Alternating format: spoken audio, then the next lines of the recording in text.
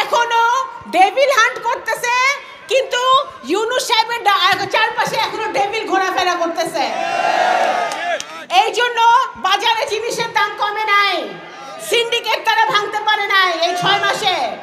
এই যে হাজার হাজার কোটি টাকা দুর্নীতি হয়েছে, একটা পয়সা ফেরত আনতে পারে নাই। শেখ পরিবার পালাইলো কিভাবে? শেখ হাসিনা পালাইছে, আমরা সবাই দেখছি, টেলিভিশনে দেখছি না? আবার ওখানে সবাই আমরা গিয়া দেখছি শেখ পরিবারের এতগুলো লোক পালাইলো কেমনে, একটাও ধরতে পারলো না কেন?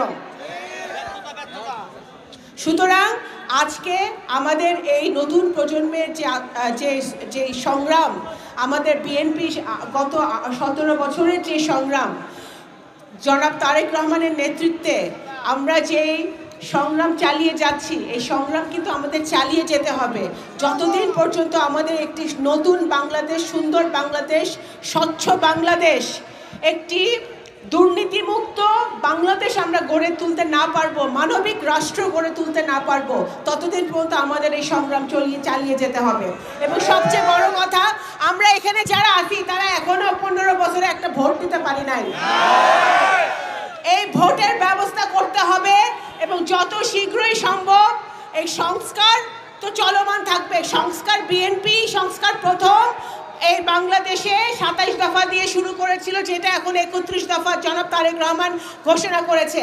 বিএনপির মাধ্যমে আসল সংস্কার হবে, কিন্তু আপনারা সংস্কার করেন, সেই সংস্কারের জন্য আমরা পূর্ণ সহযোগিতা করছি অন্তর্বর্তীকালীন সরকারকে। কিন্তু সংস্কারের নামে যদি আপনারা কালক্ষেপণ করেন, তাহলে হাসিনা কিন্তু ভারতে বৈশা বৈশা ডায়ালগ মারতেছে, আর তার এই যে দোসররা আছে, দোসরদেরকে উস্কানি দিতেছে। সুতরাং ষড়যন্ত্র ঘনীভূত হবে, ষড়যন্ত্র চলবে।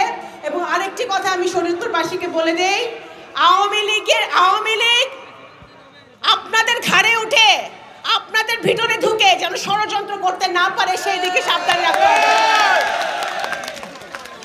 আওয়ামী লীগ আপনাদের এখন ফোন দেয়, সকালে ফোন দেয়, দুপুরে ফোন দেয়, বিকালে ফোন দেয়, রাতে ফোন দেয়, আপনাদের সাথে মিশতে চায়।